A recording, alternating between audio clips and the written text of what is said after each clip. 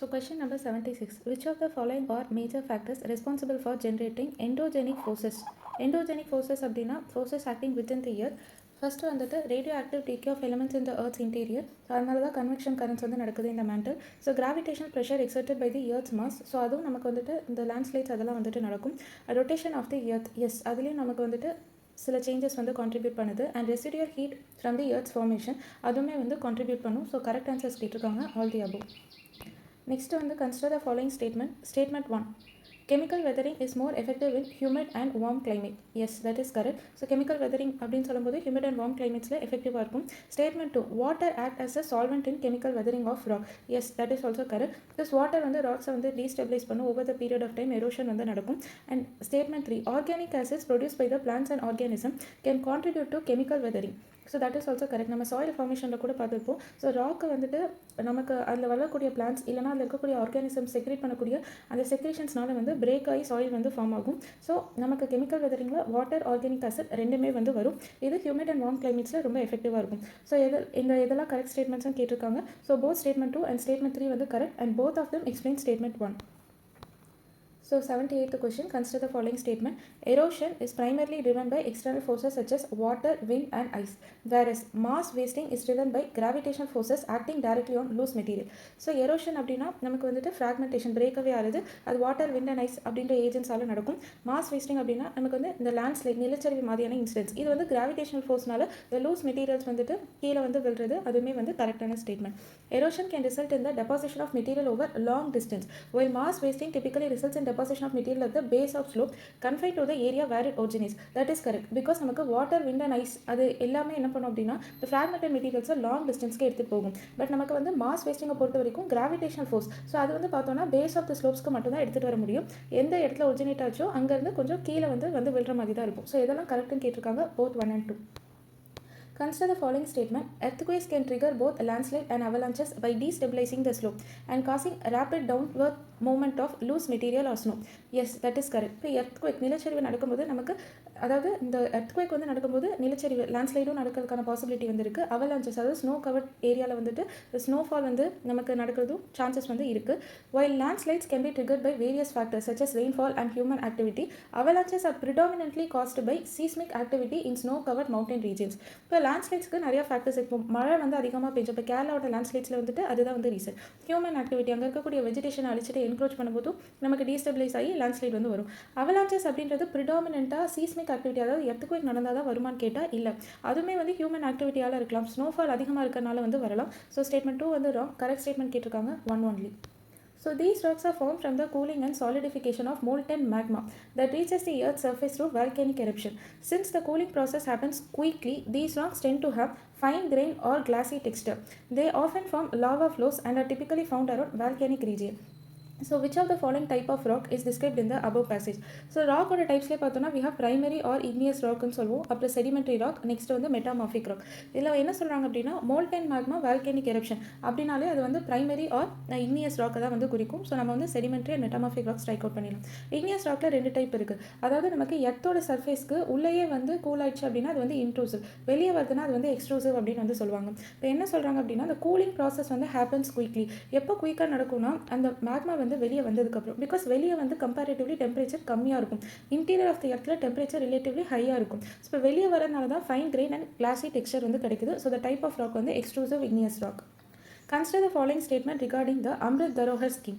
The scheme focuses on enhancing biodiversity and ecotourism opportunity across all Ramsar sites in India. So all Ramsar site அப்படின்றது கிடையாது. So only in the selected Ramsar site. The capacity building of local community members around the Ramsar site is undertaken by Ministry of Skill Development and Entrepreneurship கிடையாது. It is by Ministry of Environment, Forest and Climate Change along with Ministry of Tourism. So correct statement கேட்டிருக்காங்க neither one nor two. So இல்லை எந்த Ramsar side அப்படின்றதுல கூட நமக்கு questions வந்து இருக்கலாம்.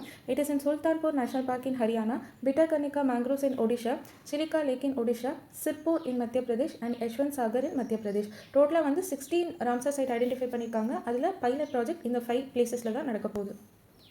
So consider the following pairs. Atal tunnel. Atal tunnel உத்தரகாண்ட்னு கொடுத்துருக்காங்க. No, Atal tunnel is actually in Himachal Pradesh. Nechiphu tunnel சிக்கிம்னு கொடுத்துருக்காங்க. Nechiphu tunnel it is in Arunachal Pradesh. Sela tunnel Himachal பிரதேஷ்னு கொடுத்துருக்காங்க. Sela tunnel again in Arunachal Pradesh. So Zojila tunnel லடாக்னு கொடுத்துருக்காங்க. Yes it connect Jammu and Kashmir with Ladakh. So correct matches என்னன்னு கேட்டிருக்காங்க 1 pair only. So Atal tunnel பார்த்தோன்னா ஹிமாச்சல் பிரதேஷில் இருக்குது. இதுதான் world's longest highway tunnel above the altitude of 10,000 feet. Next வந்து நெச்சிபோர் டனல் அருணாச்சல் பிரதேஷில் இருக்குது. ஒரு ஸ்ட்ராட்டஜிக்கான ஏரியா, அதாவது டவாங் ரீஜனில் நம்ம வந்துட்டு கனெக்டிவிட்டிக்காக இந்த டனல் வந்து கொண்டு வந்திருக்காங்க. அகெயின் சேலா டனல், இதுவுமே அருணாச்சல் பிரதேஷில் இருக்குது. அகெயின் டவாங் ரீஜன் ஸ்ட்ராட்டஜிக் பர்பஸ்க்காக இது வந்து வேர்ல்ட்ஸ் லாங்கஸ்ட் பைலைன் டனல் அப்படின்னு சொல்கிறாங்க. நெக்ஸ்ட்டு வந்து ஜோஜிலா டனல், இது வந்து பார்த்தோம் அப்படின்னா நமக்கு வந்துட்டு it connects Kashmir with Ladakh. Next question 83. Consider the following statement with reference to Kaziranga National Park, Assamல இருக்கு. It's spread over 2 districts, that is correct. இப்போ வந்து UPSC PYQல புலிகேட் லேக் அக்ராஸ் எத்தனை ஸ்டேட், வெஸ்டர்ன் காட் அக்ராஸ் எத்தனை ஸ்டேட்லாம் கொஸ்டின்ஸ் இருக்கும். அந்த மாதிரி தான் we also have desert national park across எத்தனை டிஸ்ட்ரிக்ட்னு கேட்டிருப்பாங்க. அந்த மாதிரி தான் Kaziranga National Park across 2 districts, that is correct. It is home to around 2/3 of the world's one-horned rhinoceros population. Yes, that is also correct. So north eastல Assamல Kaziranga famous for one-horned rhino. It was declared as a tiger reserve as well as a Ramsar wetland site. So tiger reserve இருந்தது, that is correct, but it was not a Ramsar wetland site. So correct statements கேட்டிருக்காங்க only 2. So consider the following statement with reference to Vemanad Lake, கேரளாவில் இருக்குது. So Ranganathittu sanctuary is located on the coast of the lake அப்படின்னு வந்து சொல்லியிருக்காங்க. No, that is wrong. Because Ranganathittu பார்த்தோன்னா இது வந்து கர்நாடகாவில் இருக்குது, பட் நமக்கு வந்து வேமநாடு வந்து கேரளாவில் இருக்குது. ஸோ ரங்கனத்திட்டு வந்து பார்த்தோன்னா நமக்கு வந்து காவேரி அதோட கோஸ்ட்டில் தான் ப்ரெசென்ட் ஆயிருக்கு. So first statement is wrong. It is the longest lake in India, that is correct. Vembanad பார்த்தோன்னா it is longest in India, largest in Kerala. It is fed by both Pamba and Periyar rivers, that is correct. So correct statements கேட்டிருக்காங்க. So only 2 statement. இதில் வந்துட்டு நம்ம இங்கே வந்துட்டு என்ன bird sanctuary இருக்குன்னு பார்த்தோன்னா it is Kumarakom bird sanctuary. அதுதான் வந்து it is located in east coast of the lake. And இந்த வேமநாடு லேக்கில் தான் வல்லம் கல்லி, அதாவது Nehru trophy boat race or snake boat ரேஸ்னு சொல்லுவாங்க. எவ்ரி இயர் இந்த மந்த் ஆஃப் ஆகஸ்ட்டில் வந்துட்டு நடக்கும். ஸோ நெக்ஸ்ட் வந்து consider the following statement regarding copper reserve. Peru followed by Chile is a world's top copper producing nation அப்படின்னு சொல்லியிருக்காங்க. It is wrong. Because first பிளேஸில் யார் இருக்காங்கன்னா சிலி தான் வந்து இருக்காங்க. நெக்ஸ்ட்டு வந்துட்டு due to increase in domestic copper production its import have been significantly declining in recent years. அதாவது இந்தியாவில் காப்பர் வந்து அதிகமாக ப்ரொடியூஸ் பண்ணுறோம், இம்போர்ட் வந்து கம்மி பண்ணிட்டோம் அப்படின்னு சொல்கிறாங்க. அது வந்து கிடையாது. ஆக்சுவலி நமக்கு வந்துட்டு ப்ரொடக்ஷன் வந்து கம்மியாக தான் இருக்குது. ஸோ நம்ம அதனால் வந்துட்டு இப்போது நீட்ஸும் அதிகமாக இருக்குது. ரினியூவல் எனர்ஜிலாம் நோக்கி போகிறனால அதிகமாக இம்போர்ட் தான் பண்ணிட்டு இருக்கோம். Rajasthan is the top most copper producing state in India. No, it is actually first வந்து மத்திய பிரதேஷ், செகண்ட் பொசிஷன் தான் ராஜஸ்தான் வராங்க. ஸோ கரெக்ட் ஸ்டேட்மெண்ட் வந்து நன். Consider the following statement about the Great Plains of India. The Bangar region is characterized by porous coast sediments where rivers disappear, while the Terai region is a swampy and receives water from the underground seepage of river. So ஒரு part correct, Terai வந்து correct, அங்கே தான் வந்து நமக்கு water ரீஎமர்ஜ் ஆகும். But இது வந்து பாங்கர் ரீஜனான்னு கேட்டால் இல்லை, that is Bhabar region. So Barber consists of older alluvium with slightly elevated traces, while the Kadar region composed of newer alluvium which is more fertile and prone to flooding. இதையும் பார்த்தோன்னா Kadar is correct, but Barber வந்து interchange பண்ணி கொடுத்துருக்காங்க. So correct statement neither one nor two. இப்போ நம்ம இந்த பிக்சரில் வந்து பார்த்தோன்னா இப்போ இங்கே ஹிமாலயன் மவுண்டன்ஸ் இருக்குன்னா ரிவர் வந்து ஃப்ளோ ஆகும்போது ஒரு இடத்துல ரிவர் வந்து டிஸப்பியர் ஆகும், அதை பாபர் ரீஜன் அப்படின்னு வந்து சொல்லுவாங்க. திருப்பி அந்த ரிவர் வந்து ரீஎமர்ஜ் ஆகும், அதுதான் தெராய் ரீஜன், ஃபர்டைல் சாயில் வந்து ப்ரெசென்ட் ஆயிருக்கும். நெக்ஸ்ட்டு வந்து இந்த ரிவர் கொண்டு வரக்கூடிய அந்த டெபாசிட்ஸ் ஃப்ளட் பிளைன் இங்கே இருக்குது அப்படின்னா இந்த காதர் அப்படின்றது வந்து நியூ அலுவியமாக இருக்கும், அதுவே ஓல்டு அலுவியம் அப்படின்றது வந்து பாங்கர் அப்படின்னு வந்து சொல்லுவாங்க. கொஸ்டினில் வந்து பாபர் அண்ட் பாங்கரை வந்து இன்டர்சேஞ்ச் பண்ணி கொடுத்துருக்காங்க. So consider the following statement. Canker is a form of calcium carbonate found in arid and semi-arid region which plays a role in reducing soil fertility by hardening the soil structure and impeding water infiltration. Yes, that is correct. இது வந்து பார்த்தோன்னா இந்த சுண்ணாம்புக்கல் அந்த type of இது arid and semi-arid regionsல இருக்கும், calcium carbonate இருக்கும், soil fertility கம்மி பண்ணும். Kollar refers to the coastal plain found along the eastern coast of India known for their fertile alluvial soil deposit அப்படின்றது தப்பு. இந்த கொல்லார் அப்படின்றது பார்த்தோம் அப்படின்னா சால்ட் வந்து அதிகமாக இருக்கக்கூடிய ஒரு சாயில். ஸோ இது வந்து இன்ஃபர்டைலாக இருக்கும். நெக்ஸ்ட்டு வந்து பார்த்தோம் அப்படின்னா இது வந்துட்டு கோஸ்டல் பிளெயினில் வந்துட்டு இருக்காது, இது வந்து ட்ரையர் ரீஜன்ஸ் ஆஃப் ஹரியானாவில் வந்து ப்ரெசென்ட் ஆயிருக்கும். So second statement wrong. Marustali refers to the western part of the Thar desert where sand dunes dominate the landscape characterized by arid condition, sandy soil and very low rainfall. Yes, Marustali refers to the western part of Thar desert. Correct statement கேட்டிருக்காங்க 1 and 3. So question number 88. Which of the following statement best describe karewas. கரைவாஸ்க்கு ஒரே explanation தான் இருக்குது. இது வந்து பார்த்தோம் அப்படின்னா thick deposit of glacial clay and other material found in the valley of Kashmir useful for cultivation of saffron. So karewas வந்து பார்த்தோம் அப்படின்னா இது வந்து லக்யூஸ்ட்ரைன் ஆர் லேக் டெபாசிட் அப்படின்னு வந்து சொல்லியிருப்பாங்க. இது வந்து ப்ளீஸ்டோசின் பீரியடில் வந்து உருவாக்கியிருக்கும். இதில் வந்து unconsolidated material such as clay, silt and sand, even glacial moraines இருக்குது அப்படின்னு வந்து சொல்கிறாங்க. அதாவது காஷ்மீரில் வந்துட்டு ஏன்ஷியன்ட் லேக்கோட அந்த ஃபில்லிங் அது அதுலேருந்து வந்தக்கூடிய அந்த கிளேஷியல் அண்ட் ஃப்ளூவியல் ப்ராசஸில் உருவான செடிமெண்ட்ஸ் தான். இது வந்து ரொம்ப ஃபேமஸ். ஏன் அப்படின்னா இது வந்து எக்ஸ்ட்ரீம்லி ஃபர்டைல். அதே மாதிரி காஷ்மீரோட சாஃப்ரான் கல்டிவேஷன், சாஃப்ரான் வந்து இட்ஸ் மோஸ்ட் வேல்யூபிள் க்ராப், அதுக்கு ரொம்ப ஹெல்ப்ஃபுல்லாக இருக்குது. ஸோ கரைவாஸ் அப்படின்னா it's glacial deposit, thick deposit, Kashmir, it is for the cultivation of saffron. So consider the following statement with respect to the coastline of India. East coastal region is broader and majorly emergent in nature, whereas west coastal region is narrower and both emergent and submergent. That is correct. நமக்கு ஈஸ்ட்டில் வந்து பார்த்தோம் அப்படின்னா emergent, but நமக்கு வெஸ்ட்டில் வந்து பார்த்தோம் அப்படின்னா மேலே கோவா சைட்லாம் பார்த்தோன்னா இல் பி சப்மர்ஜென்ட் கொன்கன் கோஸ்ட். பட் அதுவே கீழே கொன்கன் கோஸ்ட் வந்து வேறு மாதிரி இருக்கும், மலபார் கோஸ்ட் வந்து பார்த்தோன்னா எமர்ஜென்ட்டாக இருக்கும். ஸோ ரெண்டுமே ப்ரெசென்ட்டாக இருக்குது. Deltas are more commonly found along the eastern coast where the land remains stable of rises and allowing for the buildup of river sediments. That is correct. நமக்கு எமர்ஜென்ட் கோஸ்ட் இருக்கிறனால east சைடில் வந்துட்டு we have lot of deltas. Estuaries are typically associated with submergent coast, while rising sea level flood river valleys, preventing delta formation and creating tidal brackish water environments. So அதனால தான் நமக்கு வந்து பார்த்தோம் அப்படின்னா நர்மதா டப்பி அந்த சைட்லாம் வந்து எஸ்டரிஸ் தான் ப்ரெசென்ட் ஆயிருக்கு. காவேரி கோதாவரி அந்த ரீஜன்ஸ்லாம் பார்த்தோம்னா டெல்டா ப்ரெசென்ட் ஆயிருக்கு. ஸோ கரெக்ட் ஸ்டேட்மெண்ட் வந்து 1, 2 and 3. So consider the following statement. The Narmada Rift Valley separates the Central Highlands and the Deccan Plateau. Yes, that is correct. The Central Highlands are composed mainly of older crystalline and metamorphic rock. அதுவே வந்து Deccan பார்த்தோம் அப்படின்னா basaltic rock from the ancient lava flows. So that is also வந்து correct. So மேலே இருக்கக்கூடிய Deccan Plateau, அடுத்த Narmada Rift Valley, next மேலே இருக்கக்கூடிய Central Highland, அடுத்த Narmada Rift Valley, அடுத்து வந்து நமக்கு கீழே Deccan Plateau வரும். Central Highland அப்படின்றது old crystal metamorphic rock இருக்கும். Deccanல வந்து நமக்கு ancient lava flows basaltic rocks present ஆயிருக்கும். Correct statement வந்து both 1 and 2. So in which among the following state does the Indian standard meridian 82.5 degree is passed through? So 5 states வழியாக தான் pass ஆகும். அது கீழே கொடுத்துருக்காங்க. இட்ஸ் உத்தர் பிரதேஷ், மத்திய பிரதேஷ், சத்தீஸ்கர், ஒரிசா அண்ட் தென் ஆந்திர பிரதேஷ்.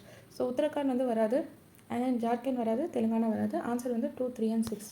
இங்கே வந்து நமக்கு பிக்சர் வந்து கொடுத்துருக்காங்க. ஸோ ஃப்ளோஸ் டு உத்தரப்பிரதேஷ், அதுக்கப்புறம் வந்து சத்தீஸ்கர், மத்திய Pradesh, Orissa and then Andhra Pradesh. 5 states. Arrange the following northeastern states of India in ascending order with respect to the number of countries on which they share international border. So smallest அப்படின்னு பார்த்தோன்னா it is Tripura, because Tripura shares border only with Bangladesh. Assam வந்து பார்த்தோன்னா it shares with both பங்களாதேஷும் இருக்கும் and then பூட்டானும் இருக்கும். சிக்கிம் பார்த்தோன்னா we have Bhutan, Nepal, அதுக்கப்புறம் China, அந்த பக்கம் டிபெட்டும் வந்து ப்ரெசென்ட் ஆகிருக்கும். ஸோ ஆன்சர் வந்து 3, 2 and 1. ஸோ இங்கே பிக்சர் வந்து கொடுத்துருக்காங்க. நெக்ஸ்ட் வந்து கன்சிடர் த ஃபாலோயிங் பேர். So 8 degree channel between Maldives and Minicoy. Yes, that is correct statement. கீழே நமக்கு பிக்சர் இருக்குது. 8 degree channel between Maldives and Minicoy. That is correct. 9 degree channel between Lakshadweep and Minicoy. So that is also நமக்கு correct. 10 degree channel between Little Andaman and Car Nicobar. So that is also correct. Duncan Passage between South Andaman and Middle Andaman கொடுத்துருக்காங்க. That is wrong. Because Duncan Passage அப்படின்றது South Andaman and then Little Andaman இடையில present ஆகிருக்கும். So last பேர் wrong. Correct வந்து only 3. So consider the following statement about the Himalayan mountain system. The Pir Panjal range lies to the south of Greater Himalaya and it is the longest range in the Lesser Himalaya. Yes, that is correct. It's a very important range. The Eastern Himalayas receives more rainfall than the Western Himalaya due to the proximity to Bay of Bengal. So நமக்கு moisture source வந்து பக்கத்துலேயே இருக்குது. So rainfall அதிகமாக இருக்கும். Dense or longitudinal valleys found between the Lesser Himalayas and Shivalis. இதுமே correct. We have Dehradun, பட்கைடன் அதெல்லாம் present ஆகிருக்கும். இது என்ன அப்படின்னா the Lesser Himalayas and then Shivalis. இதுக்கு இடையில ப்ரெசென்ட் இருக்கக்கூடிய longitudinal valleys தான் வந்து dense அப்படின்னு சொல்லியிருப்பாங்க. Correct statement 1, 2 and 3. So consider the following statement about the Himalayas. Marine deposits from the 10th sea provide evidence that Himalayas formed from the collision of Indian and Eurasian plate. Yes, that is correct. நமக்கு வந்து மேலே Eurasian plate இருக்கும், கீழே வந்து Indian plate வந்து present ஆகிருக்கும். இதுக்கு இடையில 10th sea இருந்ததாக சொல்லப்படுது. இது ரெண்டும் வந்து நமக்கு கன்வெர்ஜென்ட் ஆகி இந்த 10th seaல இருக்கக்கூடிய டெபாசிட்ஸ் தான் இப்போ நமக்கு ஹிமாலயாஸில் எவிடன்ஸாக ப்ரெசென்ட் ஆகிருக்கும். Parallel mountain ranges and frequent landslide due to steep gradients or characteristic features of Himalayas. Yes, நம்மளால parallel mountain ranges வந்து பார்க்க முடியும். Like Karakoram, Pir Panjal, Zanskar range. frequent landslideம் பார்க்க முடியும். steep gradient இருக்குது.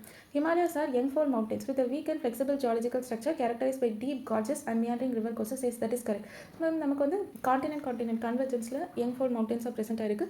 deep gorges and meandering river courses அதில் ப்ரெசென்ட் ஆயிருக்கு. கரெக்ட் ஸ்டேட்மெண்ட் வந்து 1, 2 and 3. So consider the following pairs regarding the regional divisions of Himalayas. Punjab Himalayas between Indus and Sutlej. That is correct. Punjab Himalayas அடுத்து வந்து வரப்போகுது Kumayan Himalayas between Sutlej and Kali. Nepal Himalayas between Kali and Sutlej. Assam Himalayas between Teesta and Brahmaputra. நமக்கு வந்து correctly match அப்படின்னு கேட்டிருக்காங்க. 2 pairs only. So இந்த பிக்சரில் வந்து பார்த்தா தெரியும். ஸோ ஃபர்ஸ்ட் வந்து பஞ்சாப் ஹிமாலயாஸ் இருக்கும், அதுக்கப்புறம் வந்து குமாயன் ஹிமாலயாஸ், நெக்ஸ்ட்டு நேபாள் ஹிமாலயாஸ், அடுத்து தான் அசாம் ஹிமாலயாஸ். நேபாள் ஹிமாலயாஸ் தான் பிட்வீன் காலி அண்ட் டீஸ்டா, குமாயன் வந்து சட்லஜ் அண்ட் காலி. So consider the following pairs. So Siachen Glacier, so that is in Karakoram, that is correct. Gangotri, source of Ganga, that's in Garhwal Himalayas, that is correct. Milam வந்து சாஸ்கர் அப்படின்னு கொடுத்துருக்காங்க. No, Milam also belongs to Kumaon and Pindari also belongs to Kumaon. இந்த பேர் மட்டும் தப்பு. So correct statement கேட்டிருக்காங்க. 3 pairs only. Consider the following pass. Jojila Pass பார்த்தா it is from Jammu and Kashmir to Ladakh. So அது வந்து it is in Greater Himalayas, correct. Nathu La வந்து it is in Sikkim. So அது வந்து பார்த்தோன்னா Eastern Himalayas, that is also correct. நத்துலாக்கு அப்புறம் வந்து it is Shipki La. Shipkila பார்த்தோம் அப்படின்னா it is in Himachal Pradesh. Himachal பிரதேஷில் பார்த்தோன்னா அகெயின் நமக்கு வந்து என்ன ப்ரெசென்ட் ஆயிருக்குன்னா it's greater Himalayas. Yes, Sikkim. Nathula வந்து சிக்கிம் ஈஸ்டர்ன் ஹிமாலயாஸ், ஷிப்கிலா வந்துட்டு ஹிமாச்சல், இது வந்து கிரேட்டர் ஹிமாலயாஸ். பொம்டிலா வந்து அருணாச்சல் பிரதேஷில் வந்து ப்ரெசென்ட் ஆயிருக்கு. So eastern Himalayas is correct. So எத்தனை பேர் வந்து கரெக்டுன்னு கேட்டிருக்காங்க? 3 pairs only. Consider the following mountain ranges: Karakoram, Himalayas, Hindu Kush, Tian Shan, Kunlun. இதில் எதெல்லாம் தமிழ்நாட்டில் வரும் அப்படின்னா ஆல் 5. ஸோ நம்ம வந்து பிக்சர் வந்து பார்க்கலாம். ஸோ இதுதான் வந்து தமிழ்நாடு. இங்கே ஆல் 5 மவுண்டன் ரேஞ்சஸ்மே வரும்: Tian Shan, Kunlun, Karakoram, Himalaya and then Hindu Kush. So last question, consider the following statement: along with Mount Everest, both Nanga Parbat and Kanchenjunga peaks are part of Greater Himalayas. Yes, that is correct. So Nanga பர்பத்தில் தான் நமக்கு வந்து இந்த Indies வந்துட்டு ஒரு சவுத்வர்ட் bend வந்து நடக்கும். அடுத்து நம்ஷா Parba, at the eastern end of Himalayas is where the Brahmaputra river makes a sharp U-turn before entering India, forming the Great Bend. Yes, so அது வந்து நம்ஷா பர்வா. கரெக்ட் ஸ்டேட்மெண்ட் கேட்டிருக்காங்க both 1 and 2. So first test geography discussion over.